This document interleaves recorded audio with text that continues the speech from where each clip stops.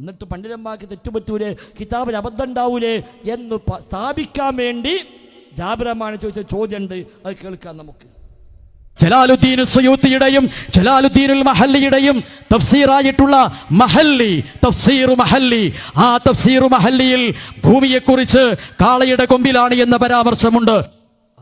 അപ്പൊ അതുകൊണ്ട് എടുക്കാൻ പറ്റുമോ എന്നൊക്കെ ചോദിക്കണം. എന്താണ് ജലാലുദ്ദീൻ സുയൂത്തും ജലാലുദ്ദീൻ മഹല്ലിയും കൂടെ എഴുതിയ തഫ്സീറുൽ മഹല്ലി? അങ്ങനെ തഫ്സീർ തന്നെയില്ല, അങ്ങനെ തഫ്സീറേ ഇല്ല. തഫ്സീറുൽ മഹല്ലി എന്ന തഫ്സീർ തന്നെയില്ല, തഫ്സീറുൽ ജലാലൈനിയാണ്, തഫ്സീർ മഹല്ലി അല്ല.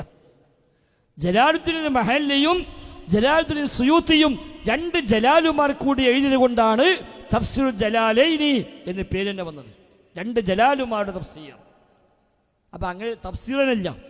രണ്ട്, അതിൽ പറയുന്നു ഭൂമി കാളക്കൊമ്പത്താണ്, അത് സ്വീകരിക്കാൻ പറ്റുമോ? അതിലങ്ങനെ പറഞ്ഞിട്ടുമില്ല. തഫ്സീർ ജലാലൈനി പറഞ്ഞിട്ടുമില്ല. നിങ്ങൾ ഉണ്ടെങ്കിൽ തെളിയിക്ക്.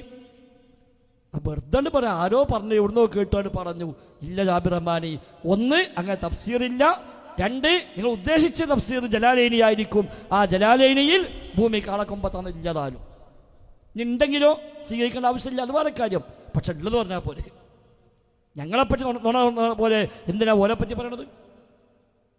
അപ്പൊ ഇതൊക്കെയാണ് ഒരു അവരുടെ ഒരു വിവരത്തിൻ്റെ ഒരു ലെവൽ. നമ്മൾ കുറ്റപ്പെടുത്തല്ല, പക്ഷേ പറയുമ്പോൾ ഗണ്ണനൊക്കെ ആകുമ്പോഴെങ്കിലും ഒന്ന് ആലോചിച്ചും വീടുള്ള മനുഷ്യന്മാർ ചോദിച്ചിട്ടൊക്കെയല്ലേ പറയേണ്ടത്.